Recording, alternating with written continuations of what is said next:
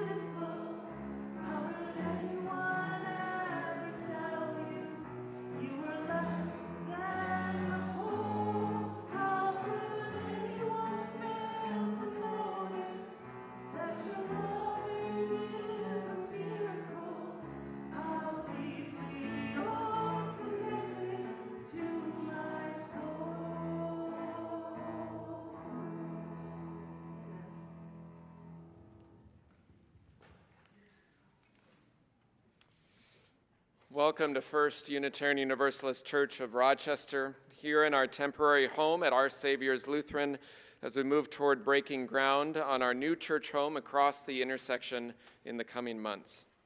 We are a large tent tradition, with a shared belief that wisdom speaks from many teachers and traditions, ancient and modern, that many spiritual practices lead us in lives of meaning, justice, and love.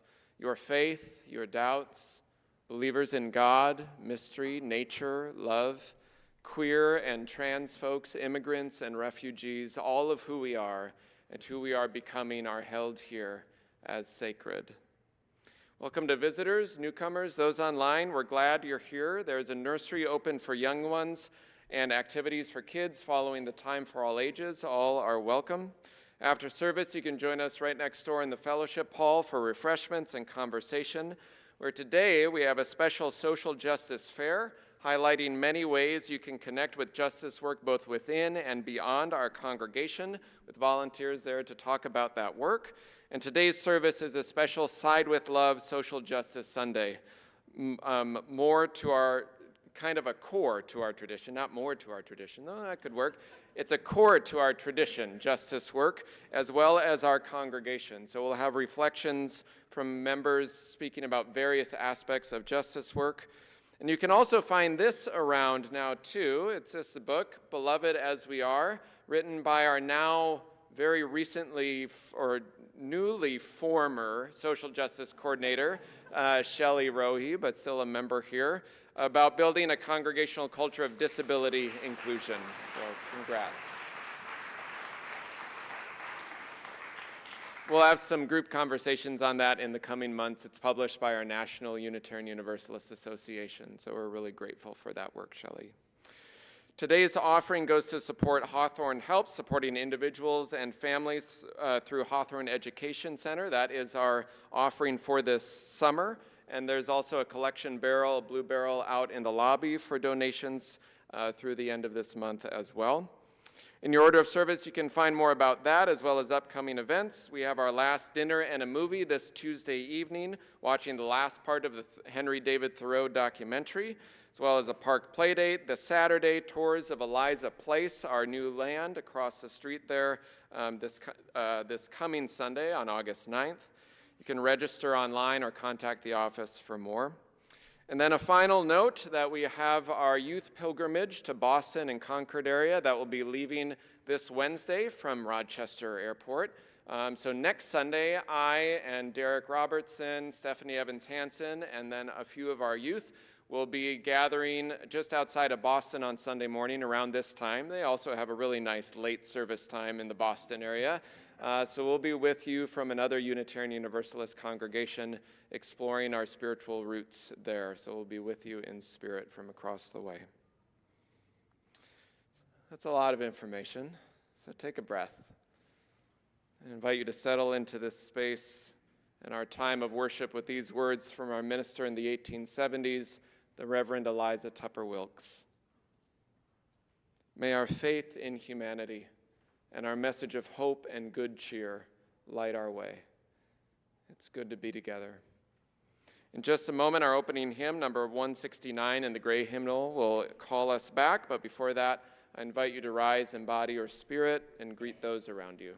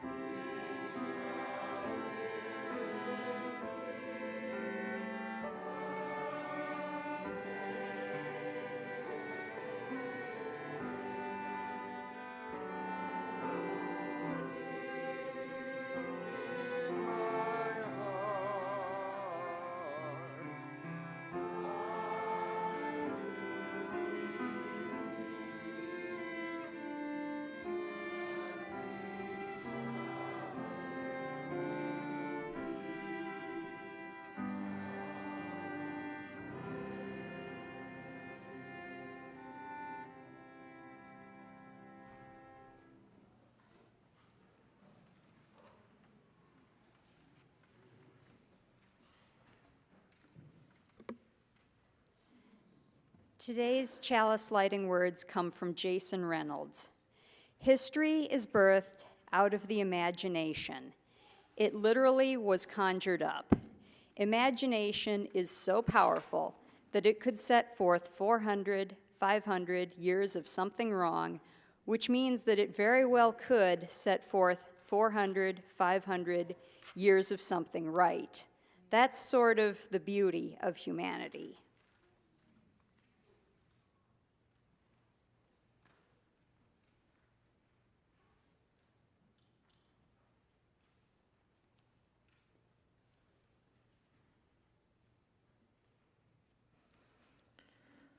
So let's imagine. Let's close our eyes just for a moment, and I want you to imagine traveling into a time machine all the way to 2050. Now, those of you who were here 25 years ago know what a difference 25 years can make into the future. So what do you see? What are the cities like? Are they dark? Are they polluted? Are they industrial? Or is there a brighter future ahead of all of us? You can open your eyes now.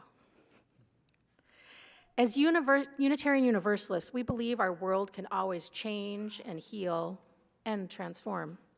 We have a superpower called resilience, which means that when things get tough, we don't give up. We lean on each other, we look for creative solutions, and we build a beautiful world together. And the dreamers like us who imagine a bright green future, well, there's some of them who've created this art movement called solar punk. So let's break it down. Solar, from the sun. Using clean energy from the sun to power our lives without hurting Mother Earth. We also can use wind, there's water, there's all sorts of renewable things we can use, but we're going to focus on that solar.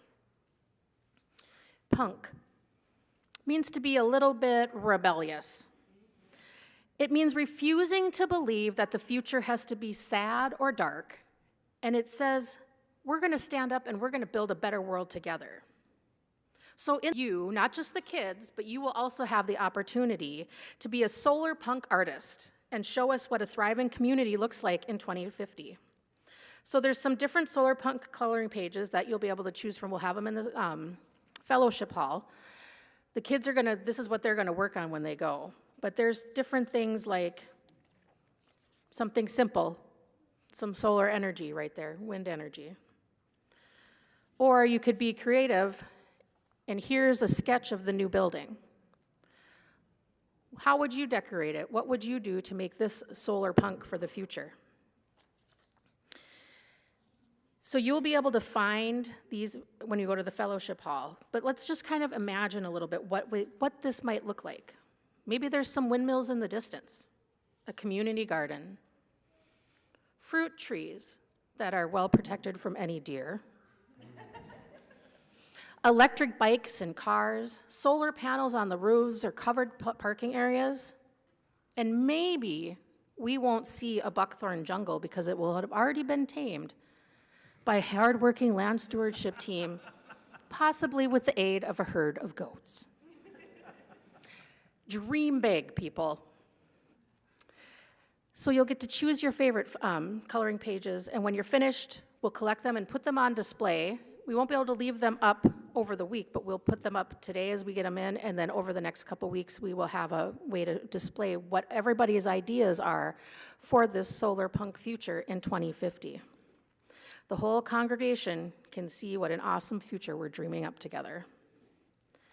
So, as Austin plays the children's benediction, I invite children and youth who'd like to come and participate in this art activity to join us in the middle. The lyrics for the children's benediction can be found in the back inside cover of both your hymnals. Thank you.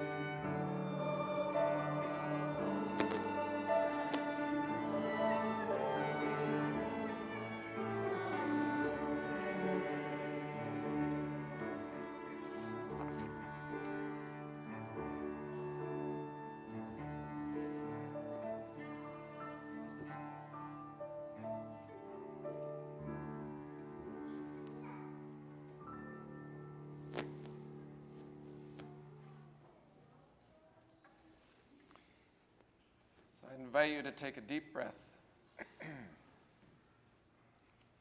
Breathe deep the breath of life. Feel below you the earth and its ancient turning. Above you the sky, and beyond that the stars shining with their ancient light, holding you in this moment, this breath. You yourself made of earth and stars. I invite you into this time of meditation, this time of prayer, first by sharing silence together.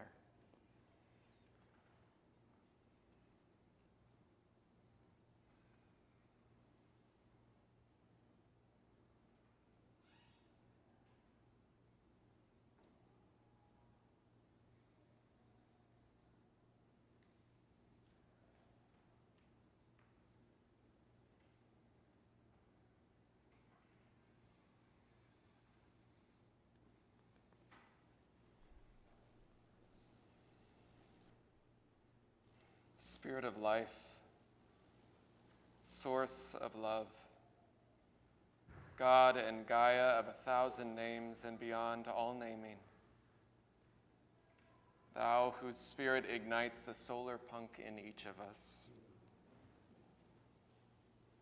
A poet writes that we wake to each day, split between the desire to save or to savor the world, which makes it hard to plan the day. That feels true so often. And perhaps somewhere in between is where we find not the either or, but the both and. That this world can be alarmingly harsh and painful and astoundingly beautiful and resilient all at once.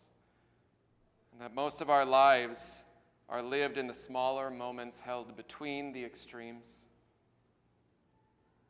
Help us root ourselves there, always open to both beauty and brokenness, so that compassion might continue to take root and to grow, so that the old word core in our tradition, salvation, can reclaim its earliest meanings, to not be about some escape from this world, but about the justice and wholeness and flourishing within this very world.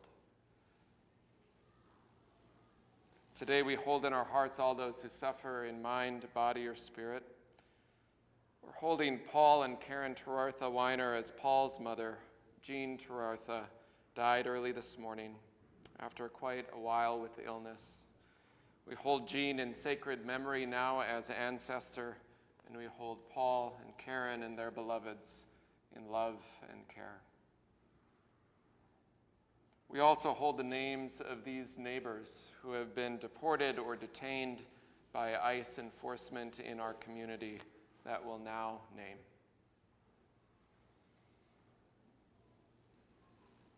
Cesar Martinez Guerrero.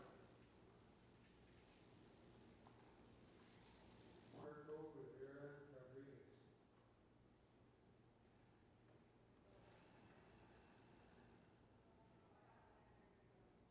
We hold the many others beyond those that are known and named, that we might work for a larger justice and love. I invite you to bring the names you're holding in your heart this day in joy or in sorrow, celebration or concern, and silently or aloud now in this time to speak their names.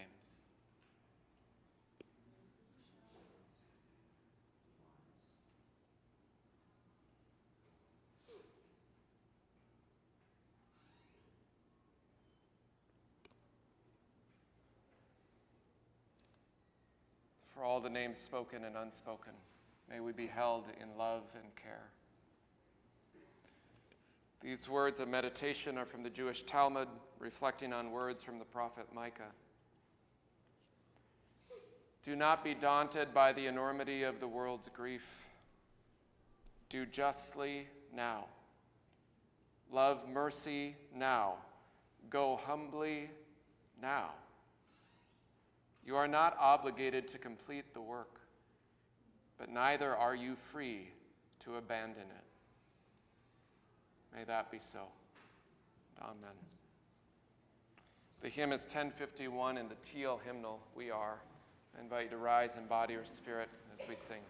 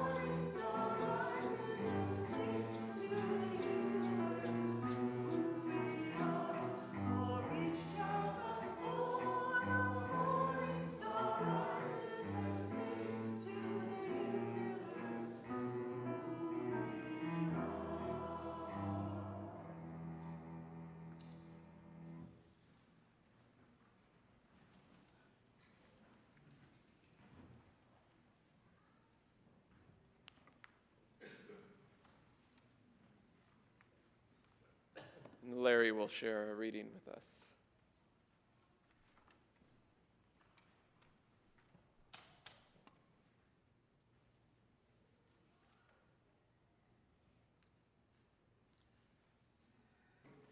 And all to their places. We're not parlor generals, field deserters, but more in a common rhythm when the food must come in and the fire put out. The work of the world is common as mud. Botched, it smears hands, crumbles to dust.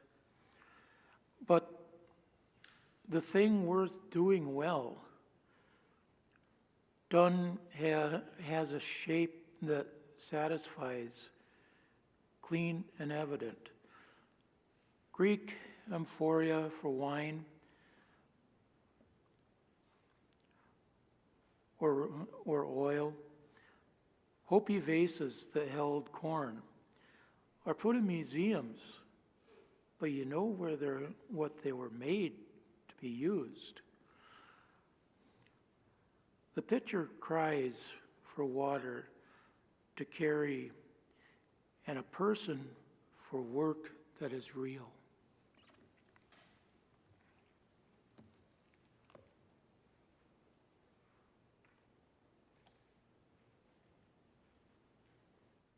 In gratitude, we'll receive the offering.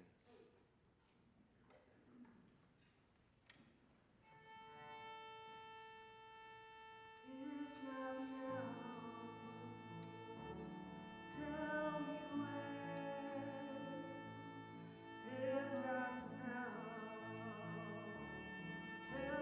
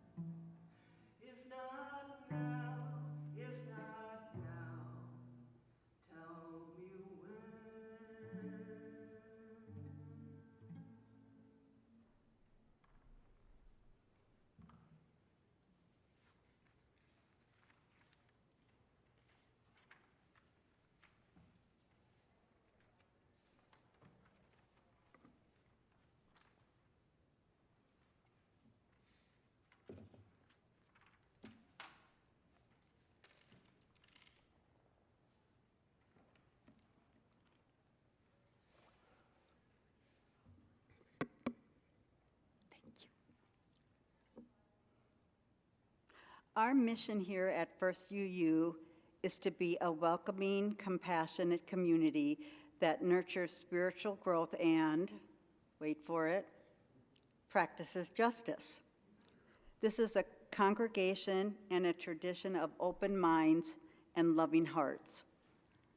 We are a church built on long histories of spiritual openness, inclusive welcome, and, here it is again, practicing justice. So in the 3 sentences that make up our mission statement here at First UU, practicing justice is mentioned 2 times. Good morning. My name is Lynn Dagerstrom, and I'm your Side with Love Action Team facilitator, or if I like to call myself, the cruise director.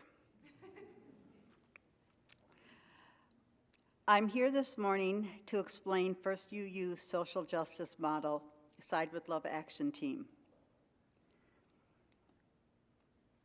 We are structured after the UUA's social justice campaign called Side with Love.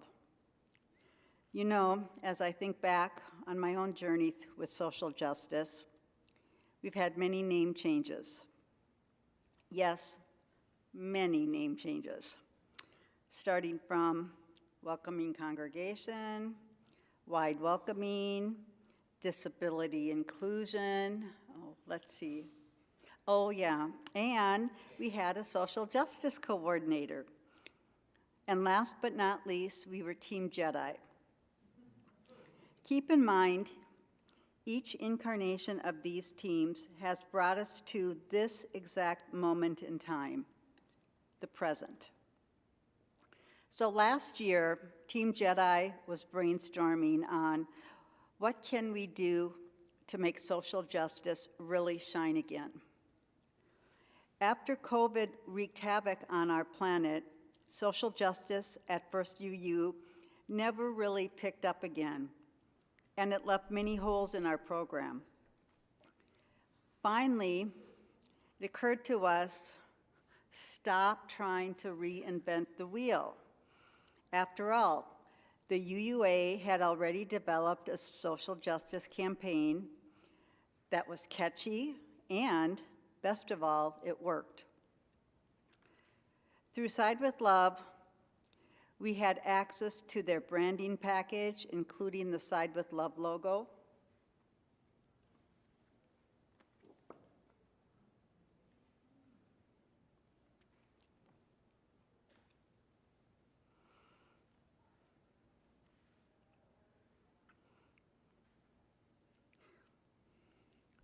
And we could use it any way we needed to.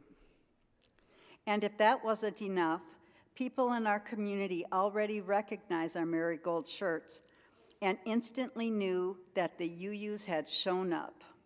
That's pretty cool, huh? So we had figured out the what, but the how did not come that easily. We finally started mapping these ideas out on paper, and suddenly, ta-da, Side with Love Action Team was born. We knew that we wanted Side with Love to sit over all of social justice, kind of like an umbrella.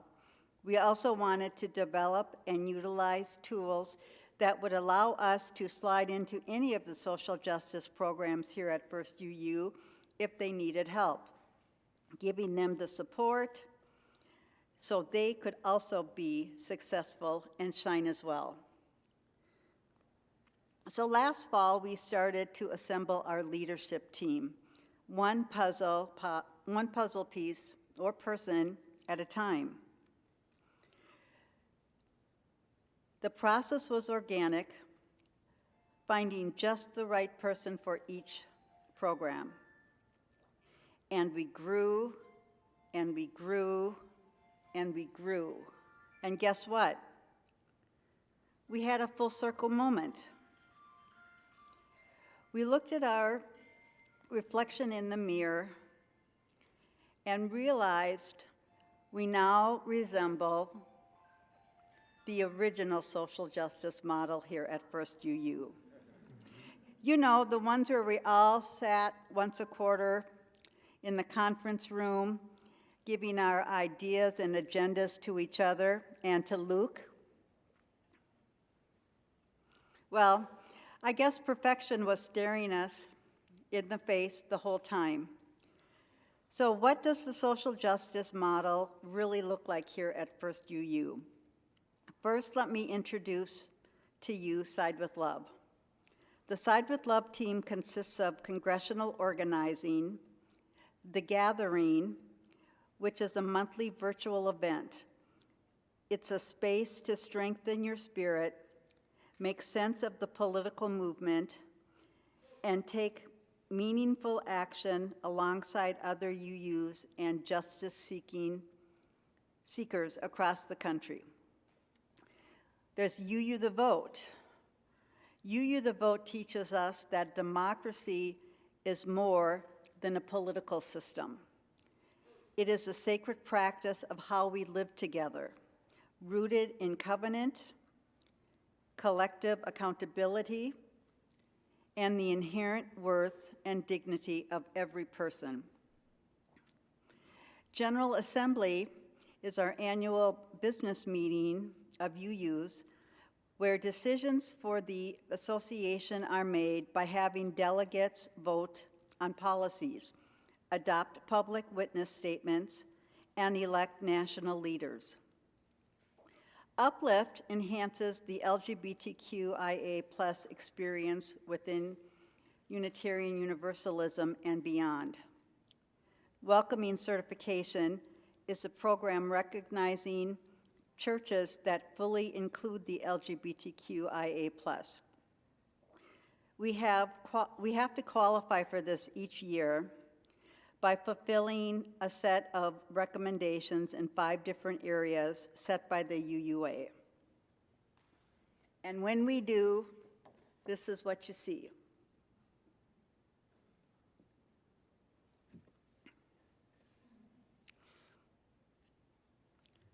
Just for a point of origin, First UU has been a welcoming community since 2001, which is pretty much the beginning of the program, so good for us.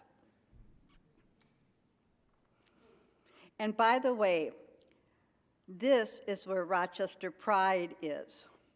And everyone who has volunteered with Pride knows just how much fun we have at this event. A Side with Love program that we still need to adopt here at First UU is reproductive justice.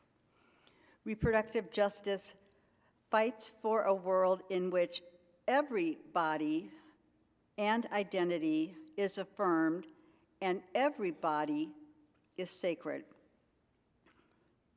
As UUs, we also believe that our earth is sacred, that our communities are interconnected, and our future depends on how we respond together. We practice this through our environmental advocacy. The Green Sanctuary team transfers our congregation and the broader community's commitment to environmental justice. Here at First UU, we host Transition Town Rochester, which is a grassroots community initiative aimed at building local resilience, reducing fossil fuel dependence, and fostering sustainable, self-sufficient communities. Liberation Advocacy houses our immigration justice. The Immigration Justice Fund Steering Committee acts as stewards to the Immigration Justice Fund, which provides support to individuals and families navigating refugee, immigration, and asylum process. UU Solidarity Initiative is a nationally coordinated effort of UUs and UU-adjacent organizations that provide resources and opportunities to build strong communities of solidarity with our immigrant communities who are under attack. Our newest social justice program is UUJME, Unitarian Universalist Justice for the Middle East, works to educate and mobilize UUs to greater understand and action for a just peace in Palestine and Israel. Our community and local outreach programs are fundamental to our congregation's mission, involving a range of organizations and volunteer opportunities that our members actively organize and support. We collaborate with local shelters, food banks, and social service organizations to address immediate needs such as hunger and homelessness. This includes Hawthorne Helps, Family Promise Champion, and our social justice partners, as well as NAMI Walks. Regarding NAMI Walks, this year we are determined to come in first place. Last year, we had 22 UU team members and raised over $4,000 right here in our church for NAMI's life-saving mental health services. We have to do better this year. So when you leave here and go over to the fellowship hall, go see Karen. The date of the NAMI Walks this year is Saturday, September 26th, and Karen is waiting to sign you all up. On another note, First UU had just adopted a highway this late spring, early summer. So watch for volunteer opportunities starting this fall to keep our highway clean. We practice civic engagement through Moose Jaw, UUSJ, and Isaiah. Moose Jaw, or Minnesota Unitarian Universalist Social Justice Alliance, is our local action network organizing partner. The UUSJ, or Unitarian Universalist for Social Justice, has a mission to advance national policies and actions aligned with UU values through the engagement and education and advocacy. Isaiah is a statewide multiracial group of faith communities, Black barbershops, child care centers, and more, fighting for racial and economic justice here in Minnesota. So that, in a nutshell, is our social justice team. And we still have room to grow. There are other many examples outside the community where our members are highly involved in. For example, the League of Women Voters, the NAACP of Rochester, Planned Parenthood of Rochester, I'm going to say this one wrong, Pajama Women, Rochester Public Library, Saturday Noon Meals, and VITA, Volunteer for Income Tax Assistance. Today, during our coffee hour, stop by and visit the whole team at the Social Justice Fair. There will be signs on the wall so you can find them and talk to the people you want. Come find out more about social justice. There are sign-ups sheets for each team. By signing up, you will be getting updates from the team and from social justice as a whole. And as a bonus, you'll be receiving the monthly social justice checklist with specific items and/or needs to give for the month. You can also choose to participate more in depth by volunteering or more hands-on with the teams. If I have inspired you, you can even join our leadership team. Like I said, there is lots of room to grow. Find the Side with Love pop-up store and order your Side with Love swag. Amy will be placing an order very soon. And we won't be ordering again until we have a lot more orders, so now's the time to get your gear. And our newest item, the Side with Love bandana, which those are going to be really fun. There are also yard signs available. The leadership team meets on Zoom the first Thursdays of every month from 6 to 7:30. If you want to join for our monthly meeting to see what we're about and what goes on behind the scenes, just send me an email and I will make sure you get a Zoom link invite. We look forward to living our values through social justice with you. I would like to give you a quote, end by giving you a quote by Dick Gregory to ponder on. Collective action does not mean all of us taking our Prozac at the same time. Thank you so much, and I'd like to see everybody next door at the Social Justice Fair during coffee hour.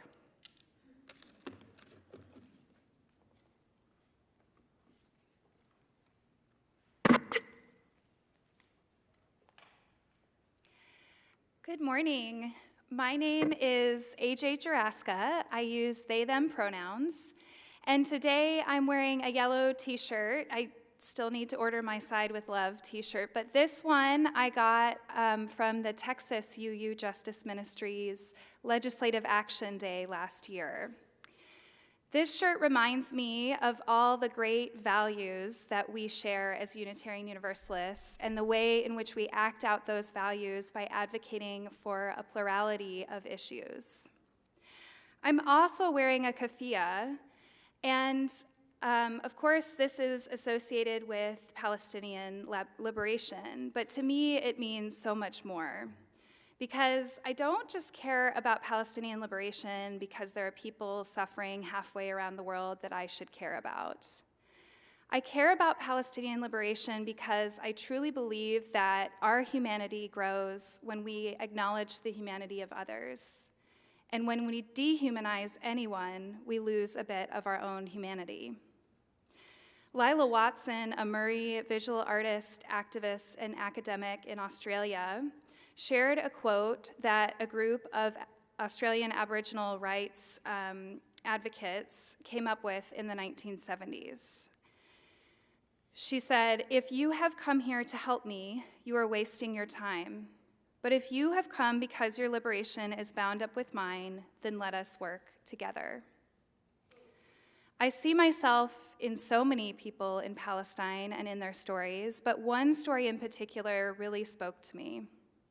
It's the story of 12-year-old Hoda Abu al-Najah. You see, Hoda was diagnosed with celiac disease, a diagnosis I share. And for those who may not know, celiac is an autoimmune reaction to gluten. So you don't actually need medication to treat it, you just need a gluten-free diet. So vegetables, fruit, protein, and maybe gluten-free grains like corn and rice. But Hoda lived in Gaza, and she did not have access to gluten-free foods. Her family applied for a medical exception to be able to leave Gaza, but unfortunately the medical exception was not approved until after Hoda died on October 9th, 2025. No one should die because of celiac disease anywhere in the world, ever, let alone a 12-year-old girl. I carry Hoda with me when I wear my keffiyeh and when I speak out for Palestinian liberation, because sometimes I'm scared. I'm scared that people will call me anti-Semitic or judge me in other ways. But I also know that it's a myth that oppressing others makes anyone safer. I truly believe that Jews deserve to be safe and liberated just as Palestinians do. It's also a myth that there's nothing that we can do. In fact, as American taxpayers, we are some of the most powerful voices in the world for advocating for justice in the Middle East. For example, 2 weeks ago, I was on a Zoom call with others from around the country, and we were calling people in 4 states, asking them to call their senators. One of those 4 states was Minnesota, because Senator Tina Smith was on the fence about voting for a bill. Thanks to our calls, she voted against it, and thankfully this bill is back in committee, and hopefully they will remove the clause that would further integrate the US and Israel militaries in an irreversible way. I'm also so grateful for UUJME, which, as was mentioned by Lynn, is the UUs for Justice in the Middle East.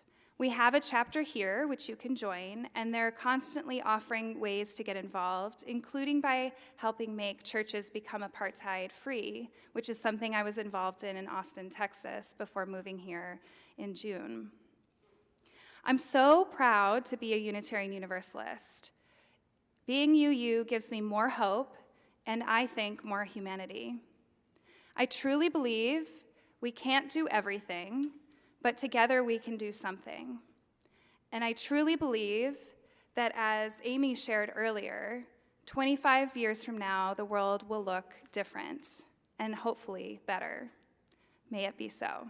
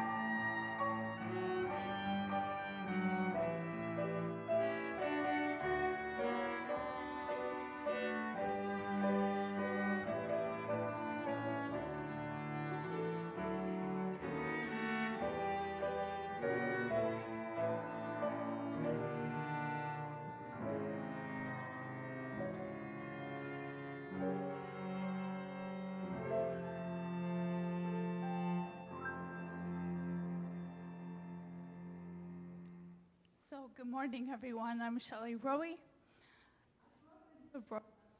from here, and we had a sign on the post office wall that said, "The only Zumbrota in the world," because someone had mailed a letter there without putting the state or zip code on it, and it still got to its destination.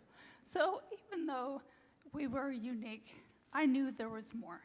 I wanted to experience everything in life I could, and I still do, but that meant taking risks, getting out there and saying yes to life. And of course, the support of this community the past 12 years of my life hasn't hurt at all.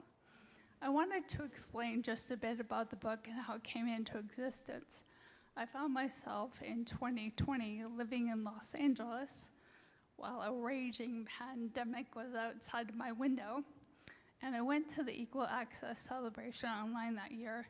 Equal Access holds their celebration every year before GA, and I heard they were hiring an AIM administrator. So I applied, was hired, and they set about determining how we could make the program more accessible for more disabled UUs. Only 8 congregations ever had certified for this credentialing program in almost 10 years that it was offered. So as Lynn talked about the Welcoming Congregation program, us being a member since 2001, the AIM program was sorely hurting for more congregations to certify. But we realized that the program was just too big. Someone once said, what the AIM program asks of a congregation is akin to asking a student to do doctoral level work when they aren't even a bachelor yet. So we decided that the AIM program was exclusionary instead of inclusionary, and we wanted to break the program open. So we determined a number of things. To break the program open, we had to offer resources freely available. And so if you go to the UUA or Equal Access websites, you can find worksheets that are freely available, and also a website program that is helping you to talk about the accessibility of your congregation, as well as more inclusive. This book was one of the proposals of doing the breaking open of this program. The book has learnings and resources. It's called Building a Congregational Culture of Disability Inclusion. And Reverend Barbara Myers and I are listed as the co-authors. There are 30 contributing stories throughout the book. So what Reverend Barbara, who's one of the AIM administrator coordinating and originators, what we did was to break open the resources of the program, and the 30 contributing stories are peppered throughout, explaining and illustrating parts and topics of the book. So these will be available next door, and both Lynn and AJ have been great at inviting you all to come see us. So please, I have a few with me, and I plan to donate the proceeds to the Social Justice Fund. We'll invite you all to come next door. Thank you.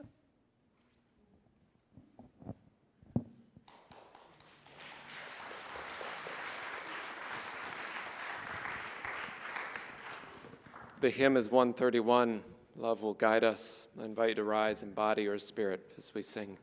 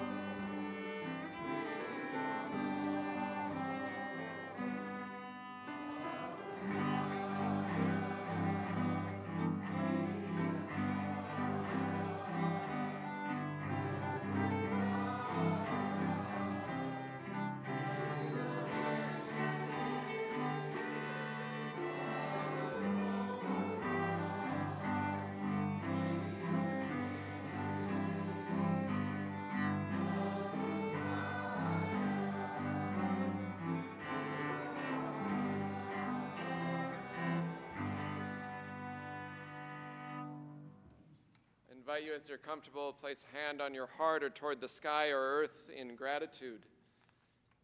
To remember the enormity of the world's grief is not for you to hold alone, but to find how you can offer your piece of love and compassion toward it. So hear these words from our ancestor. Go yonder, and gather the people. Give them not hell, but courage and hope. Give them something of the love you have found here, and tell all the people that love is our home.